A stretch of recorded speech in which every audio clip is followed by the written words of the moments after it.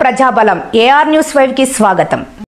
శ్రీ సత్యసాయి జిల్లా మడకశిర పట్టణం జిల్లెడగుంట భక్తరహల్లి వెళ్లే దారిలో పచ్చని చెట్లను నరికేస్తున్న చూసి చూడనట్లు అధికారులు పర్యావరణవేత్త భాస్కర్ రెడ్డి తెలిపారు. ఈ సందర్భంగా భాస్కర్ రెడ్డి మాట్లాడుతూ మానవాళికి ఆయుష్ను పెంచేవి పచ్చని చెట్లు, అలాంటి చెట్లను నరికివేయడం ఎంతవరకు న్యాయమని అన్నారు.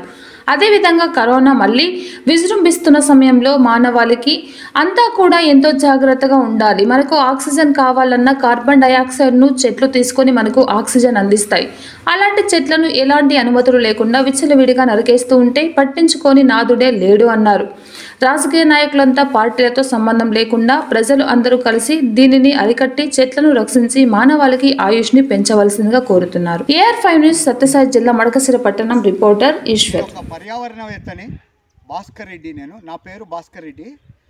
గత కొన్ని ఏళ్లుగా అనంతపూర్ డిస్టిక్లో జరుగుతున్న అరాచకాలు ఇంత అంత కాదు.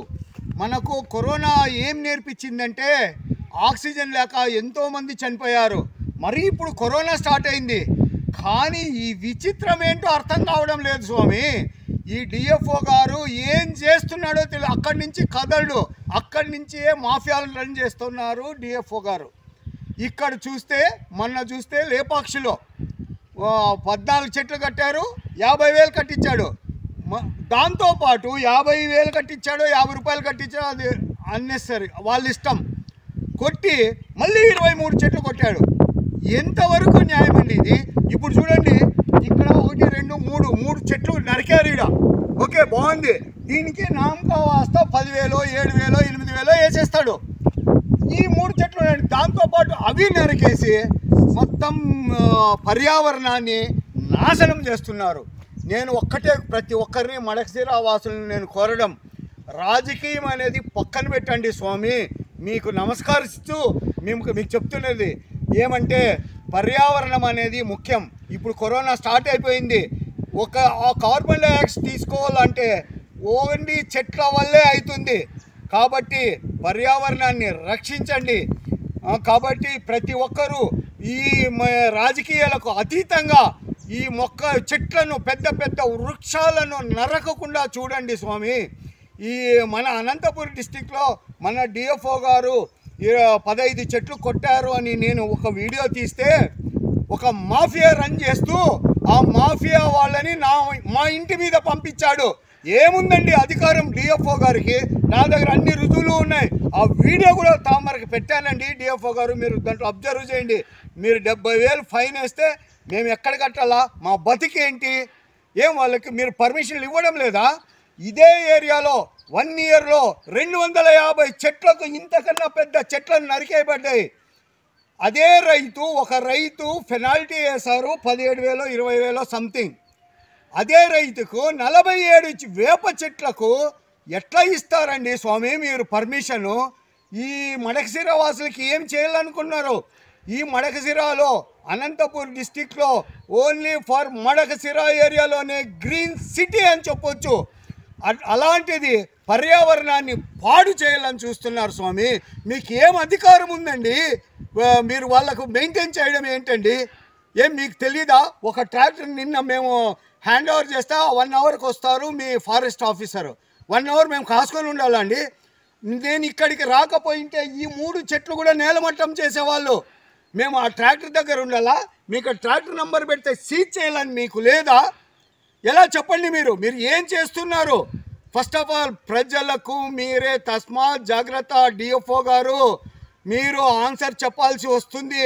ప్రకృతి ముందర ఎవ్వరు పెద్దవాళ్ళు కాదు. మీరు ఈరోజు పోస్ట్లో ఉండొచ్చు, కరోనా లాంటివి వస్తే మీకు కూడా కావాలండి ఆక్సిజన్. అప్పుడు ఎక్కడి నుంచి కొంటారండి?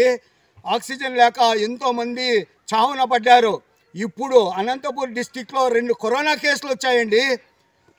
దానికి ఏమని ఆన్సర్ ఇస్తారండి ప్రజలకు? ఆక్సిజన్ లేపాక్షిలో ప్రతిరోజు అక్బర్ అనే ఫారెస్ట్ అధికారి, నేను గతంలో ఒక 20 లెటర్స్ పెట్టాను. ఏంటండి వీళ్ళు చేస్తుంటే ఇంతవరకు నిమ్మకు నీరెక్కినట్టు ఏ ఆఫీసరు, సిసిఎఫ్ ఆగలి, పిసిసిఎఫ్ ఆగలి, డిఎఫ్ఓ, ఫారెస్ట్ అధికారులు ఏం చేస్తున్నారు? మీరు ఒక అధికారికి మీరు ఎంత మీ బ్యాక్గ్రౌండ్ ఉంటే కానీ మీరు అతని సపోర్ట్తో ఆయన ఇంకెన్ని నిన్న కూడా కొట్టారండి లేపాక్షిలో, మొన్న కొట్టారండి, రోజు కొడుతూనే ఉన్నారు. ట్రిమ్మర్ అసోసియేషన్ అని మీరు కాదా అండి స్టార్ట్ చేయించింది వాళ్ళతో? నా దగ్గర ఆధారాలు ఉన్నాయి. వాళ్ళకి ఏమీ తెలియదు. హిందూపూర్ వాసులకు 3 ఏళ్ళగా వాళ్ళు ఏదో పర్మిషన్స్ తీసుకొని కర్ణాటక నుంచి తెచ్చుకుంటున్నాము అని వాళ్ళు ఏదో పని చేసుకొని పోతుంటే వాళ్ళని పిలిచి నా మీదికి పంపిస్తారండి, దాడికి పంపిస్తారా స్వామి? మీరు ఏ అధికారంతో పంపించారండి? నా దగ్గర సాక్ష్యాధారాలు అన్నీ ఉన్నాయి, పెట్టండి. ఆల్రెడీ ఒక కేసు పెట్టారు కృపాకర్ గూండాల డిఎఫ్ఓ గారు. మీరు 4 పెట్టండి. అంతకన్నా ఏం చేయగలరు స్వామి? మీరు చేయాల్సిన పని మీకు కాదా? మీ కర్తవ్యం కాదా? దీనిని స్టాప్ చేయడము. ఇస్తున్నారు కదా పర్మిషన్స్, ఇవ్వండి. ఎవరు వద్దన్నారు? దొంగగా చెట్ల పేర్లు రాయకుండా ఇవ్వడము. 15 చెట్లు కొడితే 50,000 వేయడం. ఏంటి మీరు ఇష్టం వచ్చినంత తీసుకోండి, ఎందుకంటే మీ రాజ్యం. అందుకే రాజకీయ నాయకులకు ప్రతి ఒక్కరికి ఎదురు తిరిగే సమయం దగ్గరలో ఉంది. కరోనా స్టార్ట్ అయింది. ప్రకృతిని నాశనం చేయకుండా మీరు పర్యావరణాన్ని రక్షిస్తారని నేను కోరుతున్నాను. అలాగే ట్రిమ్మర్ అసోసియేషన్ అని మీరు కాదా రన్ చేసింది? వాళ్ళకేమీ తెలియదండి. చేస్తూ వాళ్ళని తప్పు దారులు పట్టించుకొని రోజు చెట్లను నరకడం లేదా?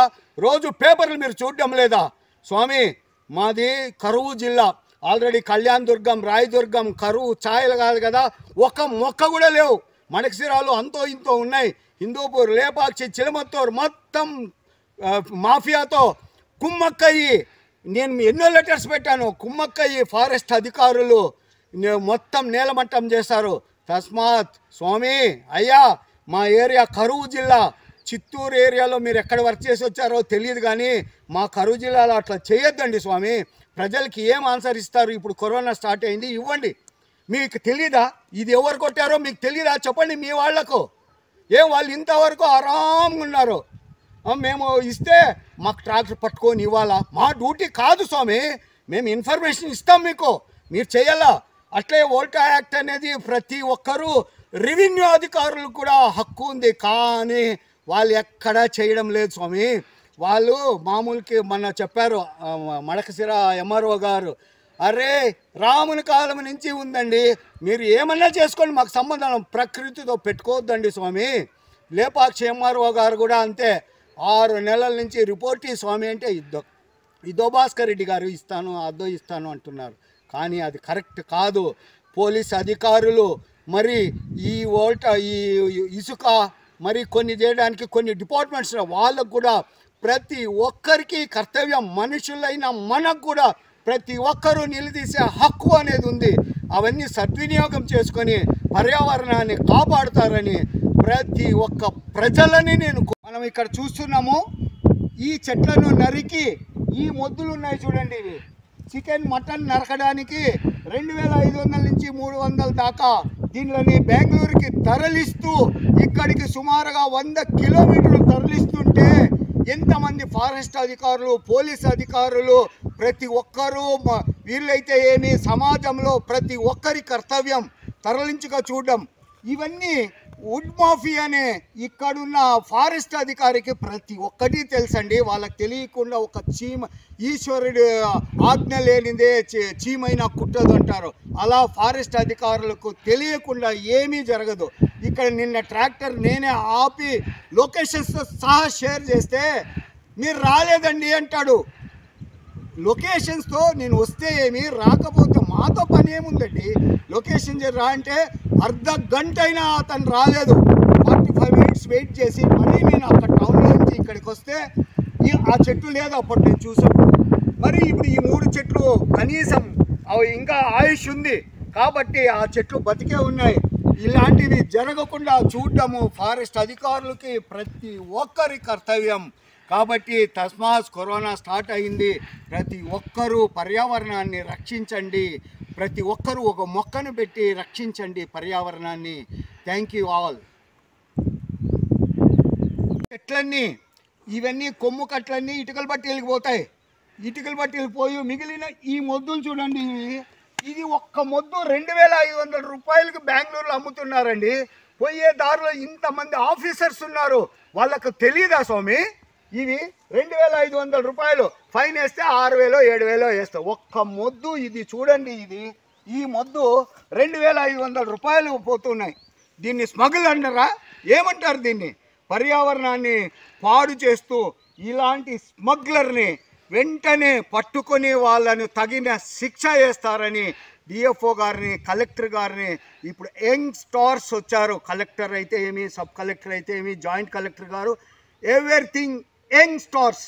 కాబట్టి దీని మీద ఉక్కు పాదము నిలిపి చెట్లను నరకకుండా చూస్తారని ప్రతి ఒక్కరిని కోరుచున్నాను.